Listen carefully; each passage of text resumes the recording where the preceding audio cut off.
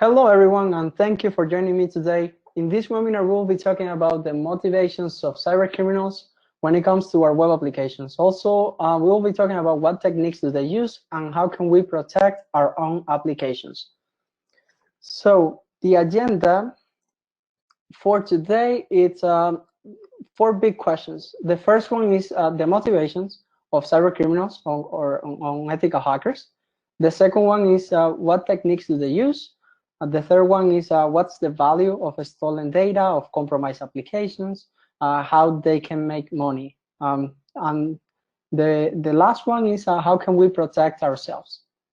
So the important reason of the questions is that the motivations of hackers, most of the time people ask me how they do what they do, like what kind of, how they got access into the application or the server. For just a few people ask me how they do it. So what they do, I'm sorry. So if we move to the next slide. So my name is Jaime Manteiga, and I have helped several organizations across the world by solving their cybersecurity challenges.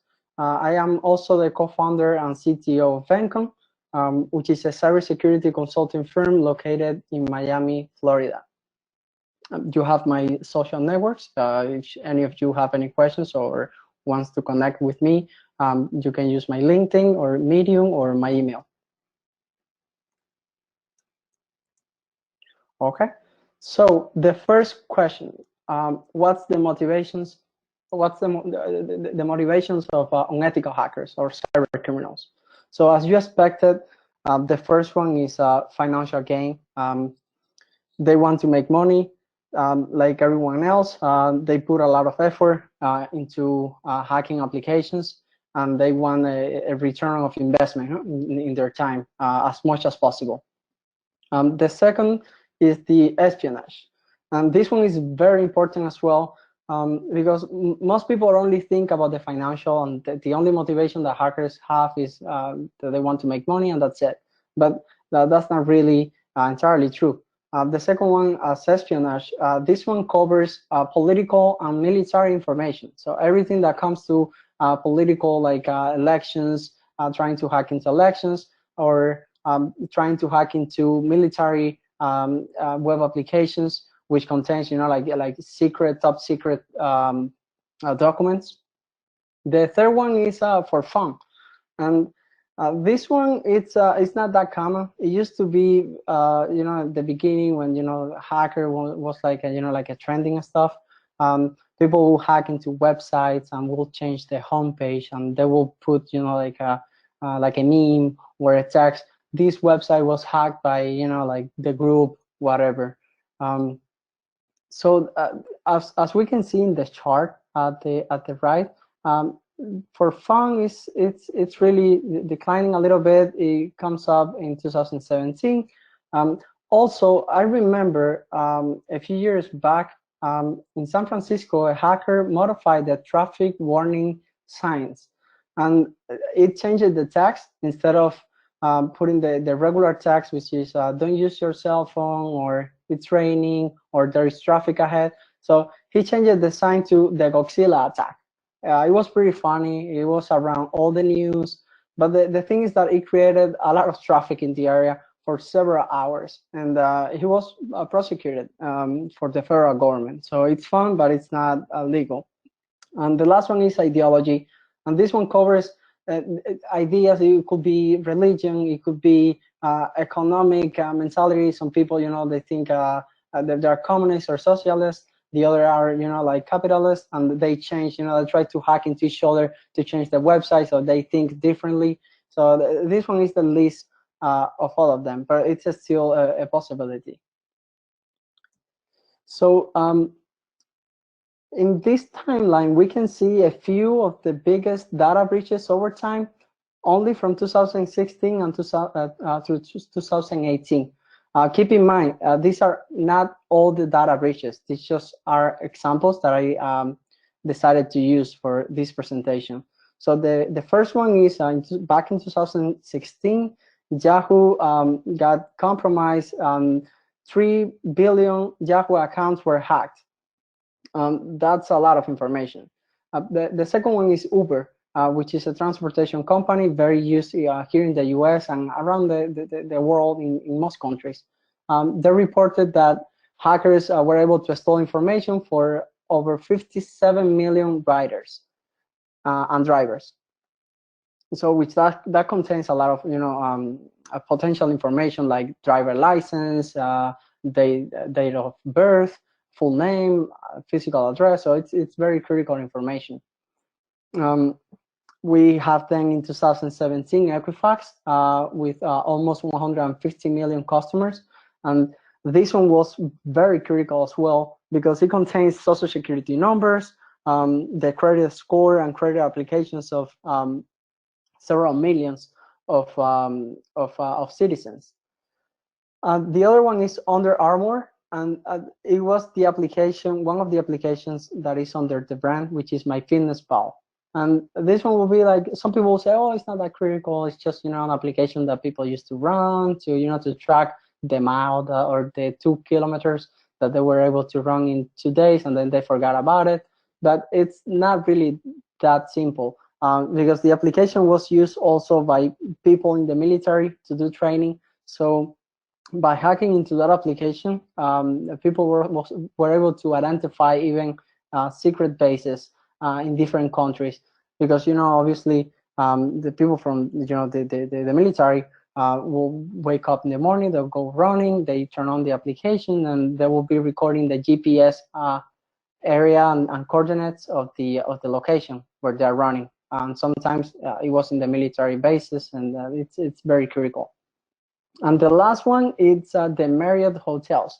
And this one is very interesting because it just happened a few days ago. While I was working on the presentation, I had to go back and I have to add it because it was in the middle of me preparing the presentation for you guys today. So Marriott had to report that up to 500 million guest information was hacked, including names, physical address, dates of birth, passports numbers, email address, and so on. So as you can see, passports are very important, and when you get all the other information, it's even more critical.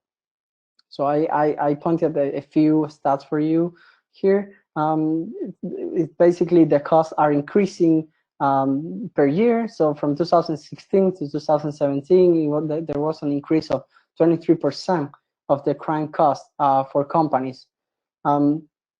The average cost per loss of record is globally is $141, but in some countries like in the US, you will pay up to $225 per record. So if you are a company and you got compromised, let's say you're a hospital and you got hacked, and you had like, I don't know, 50,000 records, which is your patients. If you multiply 50,000 for 225, that's a lot of money. Yeah, that doesn't include everything. That's just the broad idea of how much it could be. So for the next one, we have a little bit more of details of the Marriott hotels. So they got hacked a few days ago. While I was working on the presentation, I decided to go into the stock market. And as you can see, the value of the organization was pretty stable. From the 120, between 120 and 125. And the day that they reported the incident, the stock market went down in a way that they're probably losing a lot of money, like millions and millions of dollars. So that's just an idea, representation of how an attack can hurt your business. So what techniques do they use? Now that we know what are the motivations, we know that they want to make money, we know that they want to do some espionage. So now, what is that they do? What kind of techniques do they use in order to access your web applications? Now, before getting into details, it's important to know that there is a lot of techniques that they can use. Hacking web application is nothing new. It's very old, by the way. And the thing is that the methods that hackers use are changing constantly. So in a way that it's really hard to keep it under control. So it also depends on what kind of application do you have. So if you have, you know, a web application running in a Windows server, which has like Microsoft SQL Server, that's a different thing that if you're running under Linux and your application is using the PHP programming language. So depending on your infrastructure, the kind of attacks will change. So as you can see in the figure, you have the, let's say, the hackers, the cyber criminals, and they will try different attack vectors depending on your infrastructure. You know, if you have, let's say, like, let's assume that you have a Linux server running MySQL and a PHP application. So they will try to do any kind of vector attack that is related to that infrastructure. Eventually, your application will be secure for some of them. But if you don't have the proper controls, let's assume that they find a SQL injection, which will be a weakness, which is the second column. So when they find the weakness, they will try to get access to the database. And your database is one of the most important assets in your application because it contains all the data, right? So once they get access to your database, they can get into your usernames, your passwords, anything related to your application. If you're a hospital, they will get access to all the patient information, what kind of doctor they're seeing. So it is very critical. Now, that's everything states as a technical impact. But when it moves to business impacts, it's like when we were discussing about Marriott. The business impact is that when they released that the press that they got hacked, the stock market went down. It was sinking, the value. So that's a big impact for their business. Not only that they can get a fine from different organizations. At the beginning of the year, probably you were familiar, you were getting a lot of emails. We updated our policies, we updated our privacy policies, and you know, a lot of organizations were sending that kind of emails. And if you didn't find the reason why, I'm gonna tell to you right now. It was most of them were related to GDPR, which is a regulation, a compliance, a regulation from the European Union, which basically states, as you know, simply put, that you have to protect information of your customers, and your customers are the owner of the information. If you get hacked and you are proved that you didn't follow all the requirements that are necessary to protect the information, then you will get a fine. So if Marriott, they got hacked in 2014. Now is that they realized that they got hacked. So it's not nothing new. I mean, they got hacked in 2014 and they didn't know for years until now. So as an example, if GDPR gets to find that they were they didn't follow the due diligence, due care process, then they can get a fine for several millions of dollars. So the business impact is very high. Also, you lose the reputation of your company. You know, now customers, they don't want to stay in Marriott because they think that their information is going to be compromised, so they go to a competitor. So yeah. The top techniques that they use are summarized by OWASP Top 10. And OWASP is the Open Web Application Security Project. It's the most important organization when it comes to web security. They have a lot of information, guidelines, best practices. Everything that is related to your application is going to be probably documented by OWASP. Now, I'm not going to get into detail for all the specific controls, but the top risks when it comes to web applications are injection, which one of the example of injection is, as I mentioned before, the SQL injection. We have broken authentication, sensitive data, XML external entities, broken access control, and so on. It goes until the 10 of them. I'm going in the next slides to give you a little bit of background of each of them, so you can have a broad idea of what kind of attacks that they use. But keep in mind that these controls, they're not including just one. Inside those controls, there is multiple vectors of attacks that will change depending on your application. So to move forward, so OWASP explained the first part, which is A1 injection. This one includes everything that is related to injection in your database, in your operating system. So let's say you're running Windows and your ISS server has a vulnerability because you didn't update the server. So they can exploit that and execute code in your web server in order to modify your source code, to access your database, basically do everything they want inside that server. Broken authentication, this one comes down to any flaws that are related to session tokens, to any kind of exploit that can modify your authentication process. Sensitive data exposure is when you're not basically protecting the data of your application.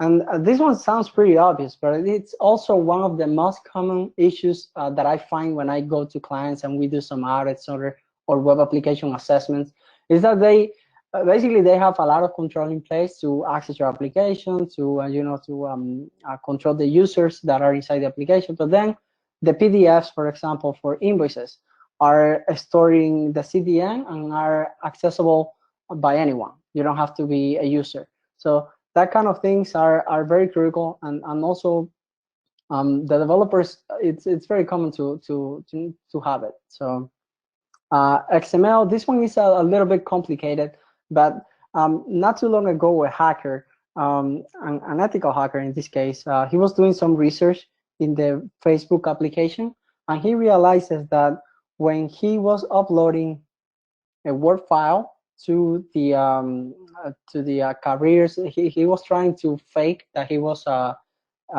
applying for a job offer.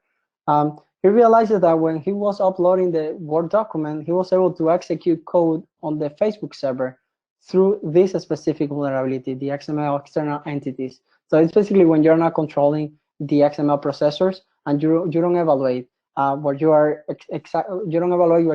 receiving in your server. So broken access control. So let's say that you have an application and you have different control levels. You have the regular user, you have the administrator, you have the, let's say, the manager. So broken access control is just basically when from one authenticated user, you can access to another role that is not your user. So let's say that you're a regular user and you find a way to change the password of the administrator. So then you can access as an administrator.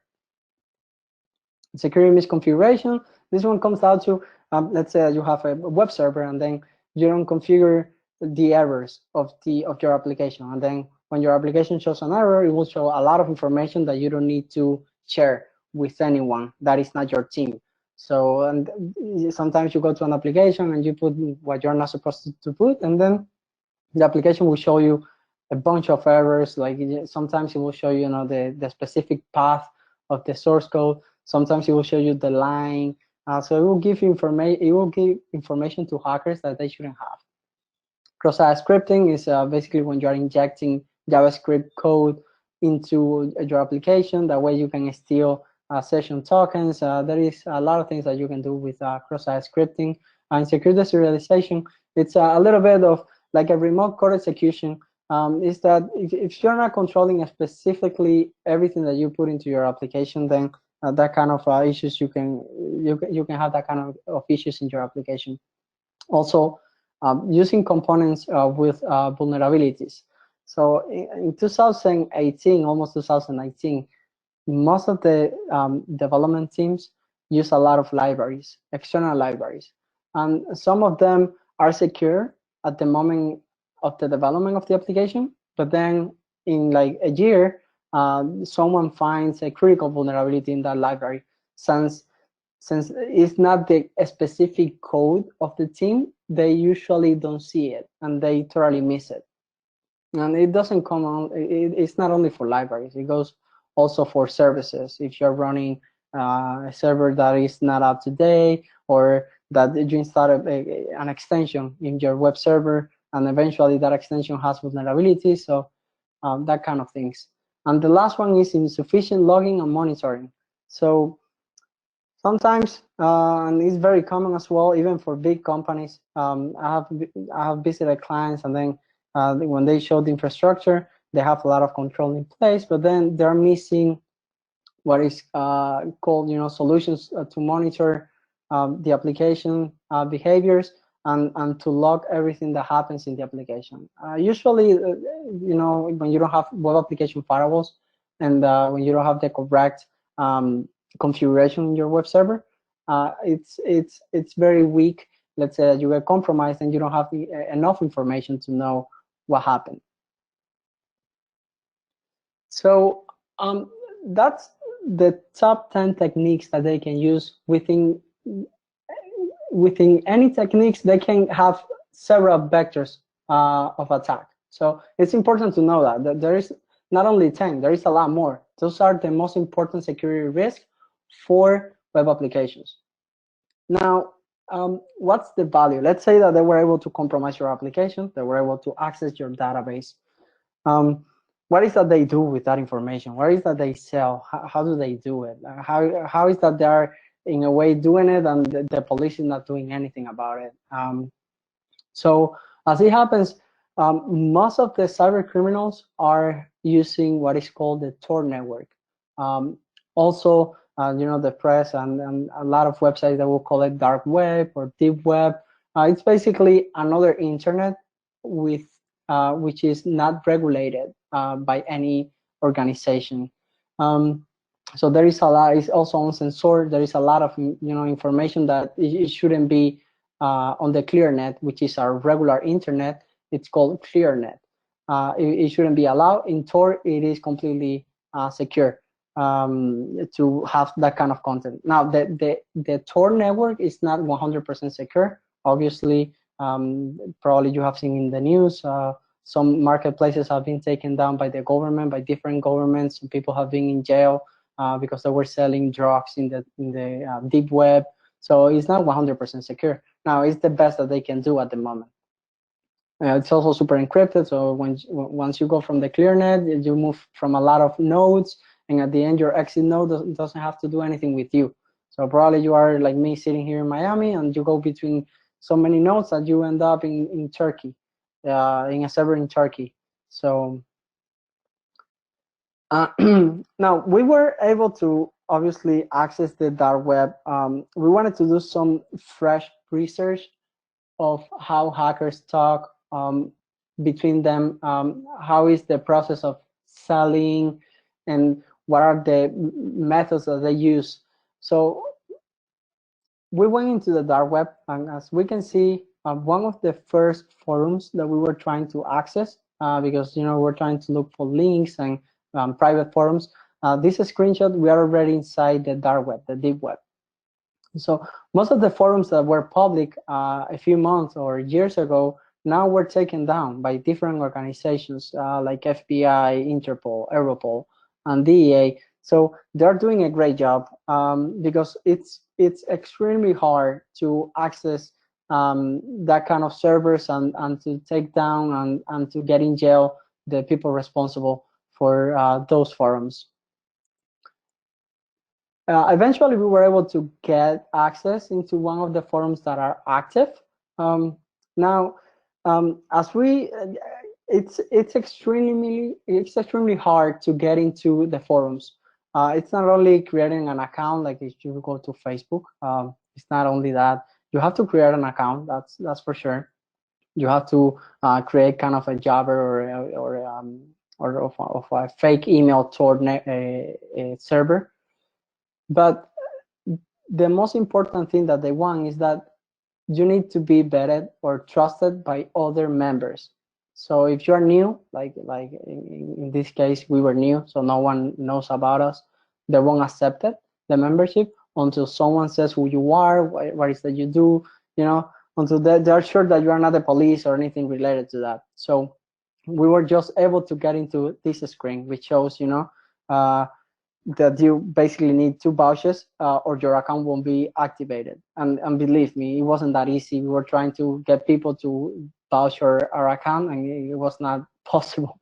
So we kept trying. We were able to get into another forum. Now, the registration for this one was open. I don't know when, maybe a few months ago or maybe years, but now it's closed. And the only way to become a member, obviously, as you have guessed, you needed to have an invitation for other members of the forum And also you had to pay a membership fee. So it's amazing. It's kind of an Amazon that you have to pay a membership fee a year, and also you have to get invited by a member of the forum. So it's really hard to get into those forums. So after spending a lot of time, we were able to access one of the least used marketplace forums for cyber criminals. So the other ones appears to be the most important ones. Now, it was not easy to get in. Obviously, we had to skip that part. And then we were able to access this one. We were able to register. We were able to validate our account as we were another cyber criminal. And doing some research within the marketplace, we were able to find that cyber criminals, the first part is that they only get paid through Bitcoin, which is a cryptocurrency, which is extremely hard to trace. A few years ago, maybe you had to pay using Western Union or any kind of bank transfers, but they eventually realized that those things will lead them to the police or to authorities. So they decided to move into Bitcoin, which is extremely hard to detect and to trace. And also the data that they stole, in this case, this person is selling the Dropbox database. Now, I'm not sure if you're familiar, but a few years ago, in 2016, Dropbox had to report that they got hacked, and millions of records were compromised in Dropbox. That was in 2016. Now, we are almost in 2019, and inside the dark place, the marketplace, they're selling the Dropbox information like they were selling, I don't know, like water. It's very common. They were selling the entire database for $10. $10 for a database of millions of users and emails. That's very cheap. Now the database, I believe, was encrypted, which you had to decrypt once you get the database, it takes time and it's really hard. Still, $10 for that kind of information is very cheap, cheaper than we expected, of course. And also, the marketplaces are very organized. To be an illegal activity, usually things are very deorganized. Everyone does whatever they want. But in this case, we realized that it was not deorganized. It was actually very controlled. You can see the first forums that we're trying to access. We try to access require a lot of vetting and trust from other members. Even you had to pay a fee, including the invitations of another members. And also, assuming that you got into the forum, as you can see, it looks like an Amazon or any online store. It's very simple to use. It's very straightforward. They have ratings, they have reviews. So it's like they're selling, I don't know, like they're selling any other product. It's just that they're selling, databases of your application that got compromised. So what's the value? What is like they can do with your application? Let's assume that they were able to compromise your application. We already saw that they can get into the Tor. They can do secure transactions between them. They can exchange information. Let's say that they were able to access a very important website in Italy. Obviously, the person that did it was from Russia. He didn't know anything about Italy or anything related to that. So he went into the marketplace and we were able to sell it to another cyber criminal, which was located in Italy, and he had a better purpose for that database. So it's not only about the information. It's the value of your application is not limited to the information. It's not only the database. It's not the users. It's not the driver license. Although that's the most important asset in your application, it's not the only one. So as we can see here, we have 6 things the top things that they were selling in the marketplace for web applications.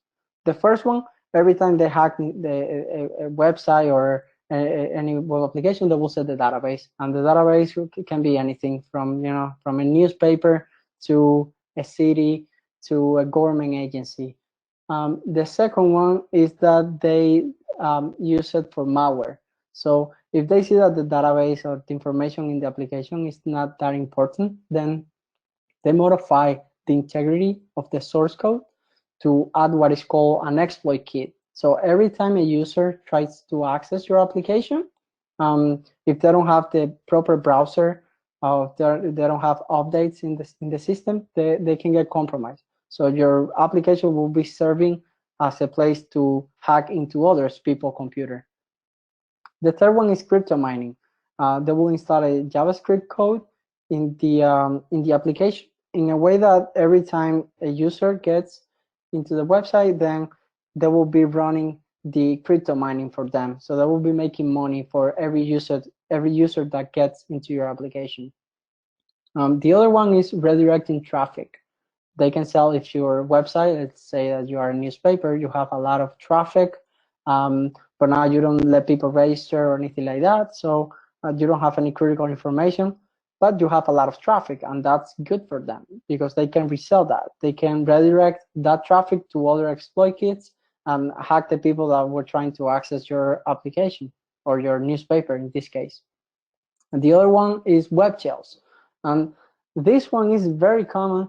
It's that once they compromise your server, they will put a file, and then that file will allow them to access your server whenever they want. Even if you change your application, the file will be still there, and they can access it, and then they can sell it to other cyber criminals.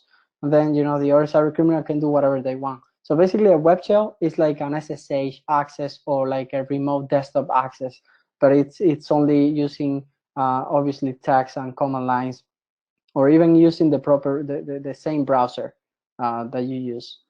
And the last one, it's the credit card scrapping. So if your application happens to be an online store and you are handling payments, so they will modify the code and they will capture every payment that your users are making, and they will later on, use those credit cards for whatever they want. Now, these are the top 6 things that they can do with your application, and the things that they can use to make money in general. There is more, obviously. Maybe in the future we can get more in detail. For now, those are the things more important to know when you have an application. What is that they can do with it? So now that we know the motivations of a hacker, the techniques that they use, how they communicate to each other, what's the value that they find in our applications. So how can we protect ourselves? And this question, I get this question all the time, and it's really hard to give one answer because I believe that it doesn't exist. It really depends. And it depends of, again, what kind of organization you are, even the industry.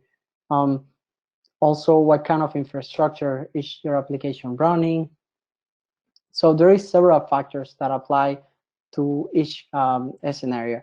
So now there is always, as we mentioned before, they have a lot of policies, of guidelines, best practices in general for almost any case, for almost any scenario. So the first thing that I will do is I will go to OWASP. I will check what is my infrastructure, what kind of, let's say that you are the lead developer for an application that handles, I don't know, social security numbers, and that it's a public application, so anyone can access the application. Like, do you like to check credit reports or anything like that? So I will go into OWASP and I will check, okay, if my application is .NET, then I will follow the best practices in security for .NET. And the second one is, as we mentioned before, the OWASP top 10, is that now that you have the foundation of what are the risks that hackers use the most, then you need to ensure that your application is covered by those risks. Now, don't stop only at those 10. There is more. You should start with the 10 security risks that we mentioned before. But I just wanted to clarify that those are not the only ones. You need to keep going. There is a lot more. Then we have the security scanning. It's very important to formalize a process in which you scan your application in an automated manner and also manually. What I mean by that is like there is a lot of tools that you can use. Some of them are free, are open source, so you don't have to pay anything for it. You configure those tools to run your application, and then they will show you the security issues that they were able to detect. So usually those tools are based on OWASP as well. So it's everything in a way connected, right? So the other one is to formalize the software development lifecycle and formalize the security perspective in the SDLC process. So you need to, instead of, security is not something that you spray on, it's something that you need to bake inside your application. It's not something that you need to wait until you have everything done and then you want to implement security. That's way too late. If you don't have another option, obviously you have to do what you have to do.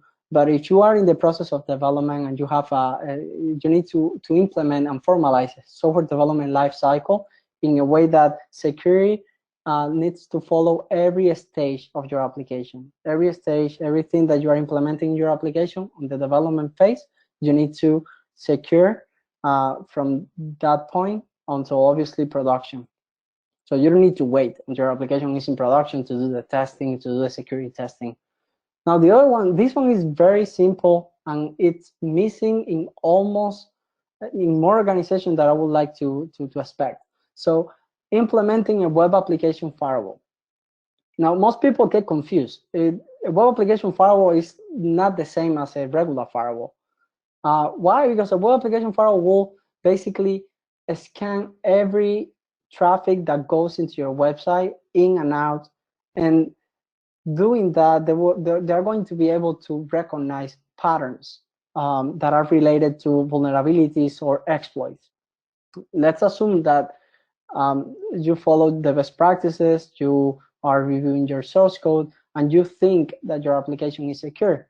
But as it happens, in the dark market, someone is selling an exploit that will affect you, and you don't know that. So when they try to hack into your application and you have a web application firewall, although the vulnerability exists in your application, the web application firewall will block the request. Why? Because it will detect the pattern that is not very common in your application. You know, if you are supposed to send a social security number and you're sending a bunch of characters that they look like a SQL injection, the web application firewall will block it, will let you know, and probably you can ban that IP so they don't access your application again. And the last one is using an independent security assessment company or third party. Why? Because sometimes it is the same for auditing.